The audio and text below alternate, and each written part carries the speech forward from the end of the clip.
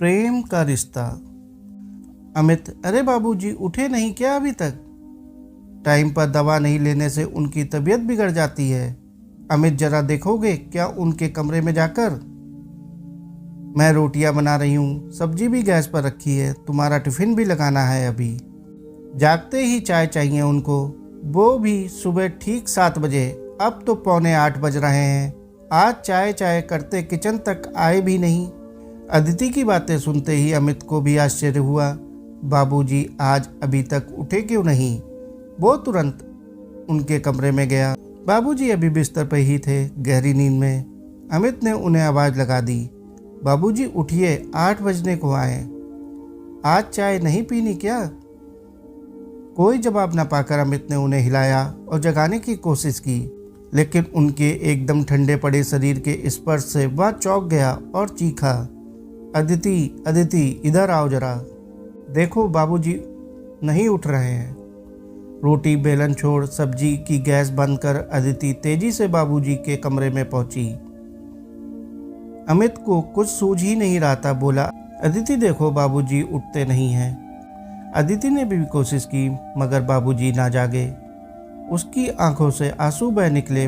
फिर खुद को मानो सांत्वना देती हुई वह बोली, जरूर रात की दवाओं के असर से गहरी नींद में है। ठहरो, मैं डॉक्टर को फ़ोन करती हूँ। अदिति ने बाबूजी के रेगुलर डॉक्टर को कॉल किया। हेलो डॉक्टर साहब, मैं गीता बोल रही हूँ। डॉक्टर, हाँ गीता बोलो, बाबूजी तो ठीक है ना?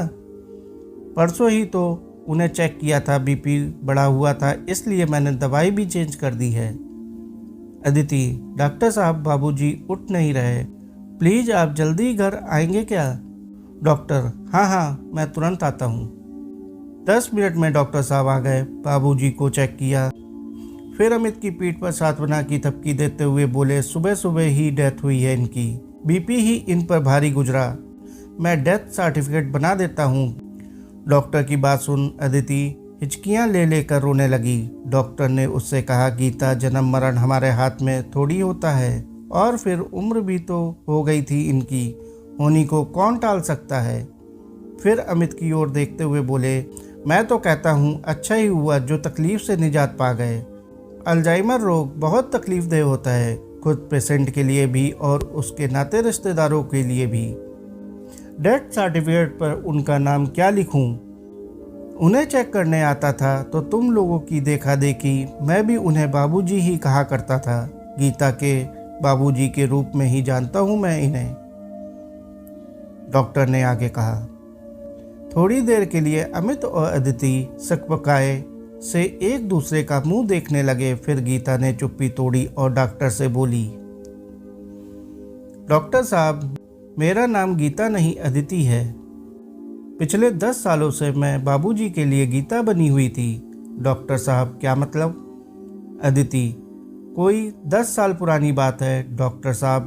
मैं साग भाजी लेने सब्जी मार्केट गई थी। खरीदारी के बाद जब मार्केट से बाहर आई और किसी खाली रिक्शे की तलाश में इधर उधर देख रही थी, तभी गीता गीता पुकारते एक बुजुर्ग बार मेरे करीब पहुंचे और मेरी बाह पकड़ मुझसे बोले, गीता, अरे मुझे अपना घर ही नहीं मिल रहा।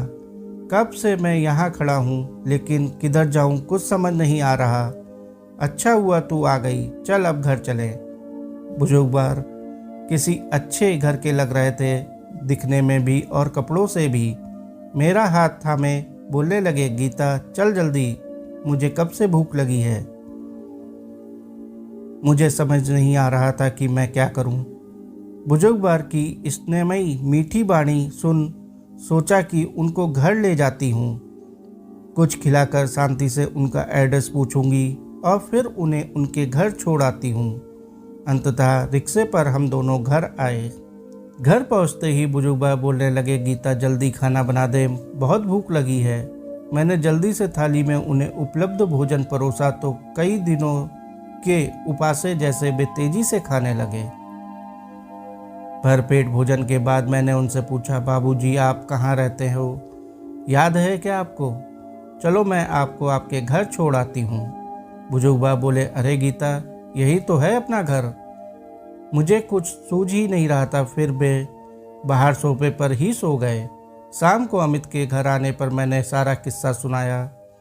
फिर अमित के कहने पर हमने न्यूज़पेपर में गुमशुदा वाले पृष्ठ पर और टीवी के गुमशुदा वाले कार्यक्रम के माध्यम से बुजुर्गवार का एड्रेस और नाते रिश्तेदारों का पता करना प्रारंभ किया। अमित ने पुलिस थाने में भी बुजुर्गवार की जानकारी दी।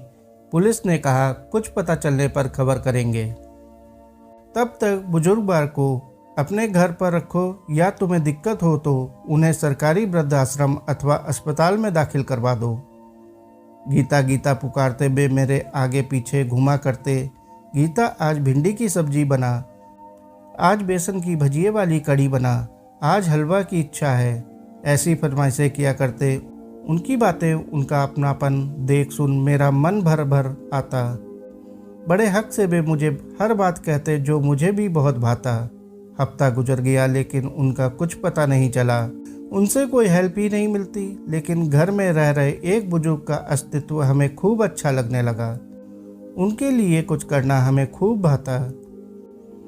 मैंने और अमित ने निर्णय लिया कि हम उन्हें कहीं नहीं भेजेंगे, अपने घर पर अपने साथ ही रखेंगे। फिर हमने पुलिस थाने में भी अपने इस निर्णय की सूचना दे दी। बस तभी से बुजुर्गवार हमारे बाबूजी बन गए। 10 वर्ष हो गए मेरा दूसरा नामकरण गीता हुए। आज बाबूजी के साथ गीता का भी अस्तित्व समाप्त हो गया। बोलते हुए अदिति की आंखों से पुनः झरझर आंसू बहने लगे। अदिति से सारा किस्सा सुन डॉक्टर निशब्द हो गए। थोड़ी देर बाद बोले, इतने सालों में मुझे जरा भी महसूस नहीं हुआ कि ये तुम्हारे पिता नहीं बल्कि कोई गैर है। सच कहूँ तो अल्जाइमर बड़ा गंभीर रोग है। आजकल वृद्ध लोगों में यह समस्या बढ़ती ही जा रही है। आज के दौर में खुद की औलादें अपने माता पिता को साथ रखना पसंद नहीं कर रही। पैसे प्रॉपर्टी वसूली कर वृद्ध माता पिता की जवाबदारी से मुंह मोड़ लेने का चलन समाज में बढ़ गया है। दिनों दिन वृद्ध आश्रमों में भीड़ बढ़ती ही जा रही है। लेकिन इसी समाज में आप जैसे लोग भी हैं, यह मेरे लिए बेहद आश्चर्य का विषय है। फिर डॉक्टर साहब खामोश हो गए। उन्होंने अमित और अदिति की पीठ पर प्यार और सत्वावना भरी थपकी दी। फिर बाबूजी का डेथ सर्टिफिकेट उन्हें सौंपा और डबडबाई आंखों से घर के मुख्य द्वार की ओर बढ़ गए। साथियों, कहानी को अंत तक सुनने के लिए आपका बहुत बहुत शुक्रिया। कहानी अच्छी लगी हो तो कहानी को लाइक और चैनल को सब्सक्राइब कर लीजिए। धन्यवाद।